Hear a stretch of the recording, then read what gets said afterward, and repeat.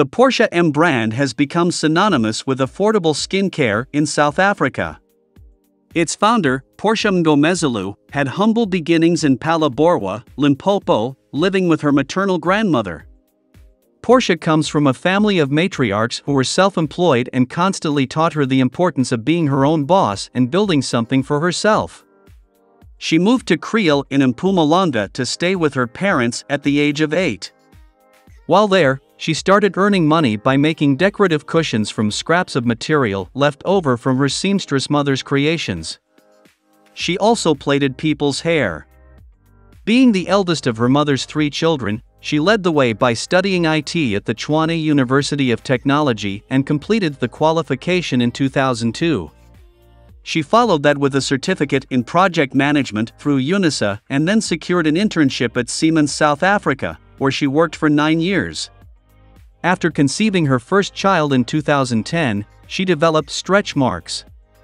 Her husband is originally from Swaziland, and on one of their visits to her mother-in-law, she told her about Marula oil and how its healing properties can heal any skin ailments.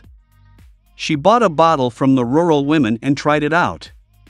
It worked like magic. The oil did wonders for her skin. The results were so impressive that Portia wanted to share it with those closest to her.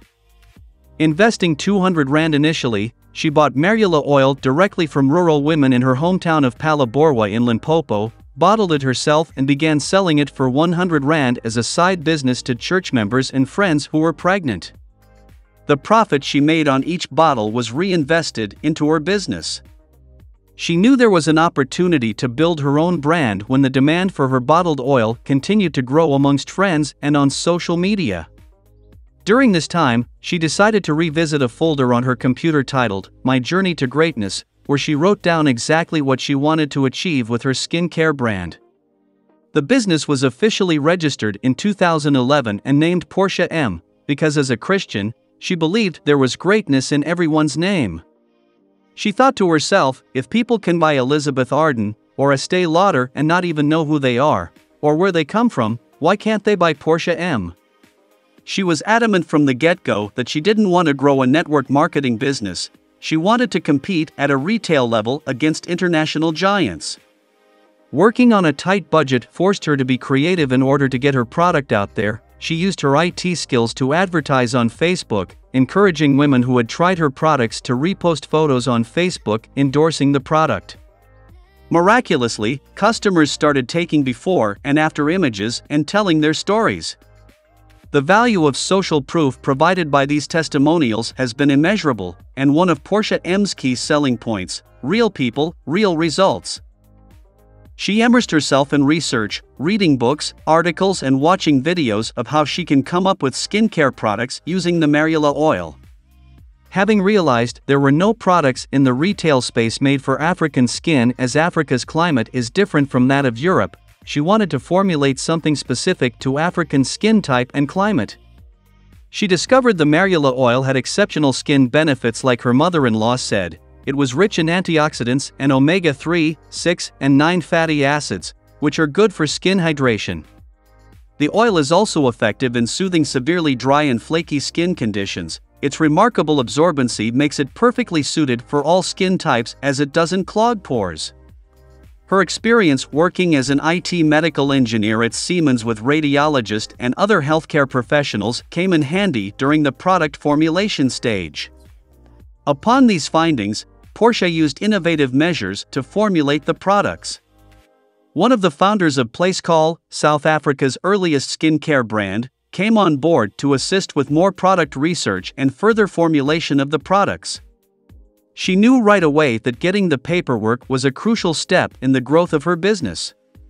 Personal care products are subjected to many different tests before being placed on the market for sale. With the help and encouragement from her husband, who told her not to give up on her dream and passion, she approached the small enterprise development agency and asked to have her products tested. SATA paid for the tests to be conducted by the South African Bureau of Standards at the then Madunsa University in early 2012. The process took around 6 months, during which she continued to sell, without taking a cent from the business. The first 3 years of production were conducted at home. She made use of her kitchen, later turning her garage into a mini factory as well as an office, while making use of her kitchen utensils and gadgets such as two-plate stove, pots and cake mixer to manufacture the products. Persistence, and the willingness to overcome a wide range of obstacles, usually determines the fate of a company.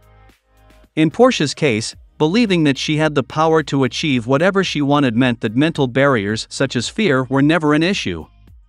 For many, leaving a secure job to venture into the unknown world of business is a scary thought, but Portia chose to put faith in her dreams. As production increased, she took the plunge in 2013 and resigned from her job in IT to focus exclusively on her skincare and cosmetics company. She received a 356,000 Rand payout from her previous employer, and every cent of it was invested in the business. According to Portia, growing a business organically isn't easy because you have to be disciplined. There was a time when she only wore one black outfit because that was the only one she had. Every 20 Rand mattered and had to go back into the business. As you can imagine, she received all sorts of criticism and ridicule, but didn't really care that much because she knew that one day she would have a full range of products sitting on shelves all over the country. As daunting as the experience was for Portia, she instinctively knew she had made the right decision when she received a call from Massmart offering her a scholarship to study at the Gordon Institute of Business Science. The entrepreneur enrolled at the institution for a one-year supply development program in 2014 where she learned the process of planning, organizing, and analyzing business operations in a manner that allows for a successful business. While still busy with the course, she also went to see Macro's skincare buyer whom was impressed with her product besides the packaging part. Despite having little money at that point, she got the packaging correct and was back in 2 weeks. Macro started her out with 5 stores, which was a huge breakthrough moment for her after putting heart and soul into the project. With this huge breakthrough, the business was able to make connections with other store groups, most notably being listed with 20 Pick and Pay stores, after the personal intervention of Suzanne Ackerman, daughter of Pick and Pay founder Raymond Ackerman, whom she met during APSA's Women in Business seminar tour at the Cape Town leg. Suzanne was impressed by the fact that Portia had tested her products and the barcodes were in place. Through Suzanne as the transformation director, she managed to get placed in 20 Pick and Pay stores. She visited each and every retail franchise in the country, and while some of them said no, she never took it as an actual no. Instead, she worked on increasing the sales through channels she already possessed. Between 2016 and 2017, her Pick and Pay sales jumped by nearly 2,000% and the store list expanded nationally. It took another 2 years to convince the buyers for ShopRite and Checkers to place the products on their shelves. More retailers and independent pharmacies soon followed. Today the brand has 40+ facial and body skin care products that are sold in over 2,000 retail stores countrywide. To export the range into other African countries, she leverages the operations of her partner SA retailers which already have a presence in the continent, the likes of ShopRite, Pick and Pay, and others. Because of that, the brand today has a presence in 14 African countries, while employing over 150 staff and has created over 2,000 related jobs in merchandising the products across leading retail channels. A second breakthrough for Portia came when she won the DTI's Emerging Supplier Award in Tshwane, where she met with representatives from the Innovation Hub who eventually offered her factory space for a fraction of the market price. The move to the new premises happened in 2016 and the business rapidly evolved from a garage operation to a 1,400 square meters building with state-of-the-art equipment. In 2017, she was named a National Gazelle, an initiative of the Department of Small Business Development and SEDA, aimed at propelling the selected top 40 high-growth SMEs to the next level through multiple interventions. She won a grant of 1 million Rand, enabling her to buy additional manufacturing equipment and a delivery truck, which was in addition to the van her husband had already bought when she was starting out.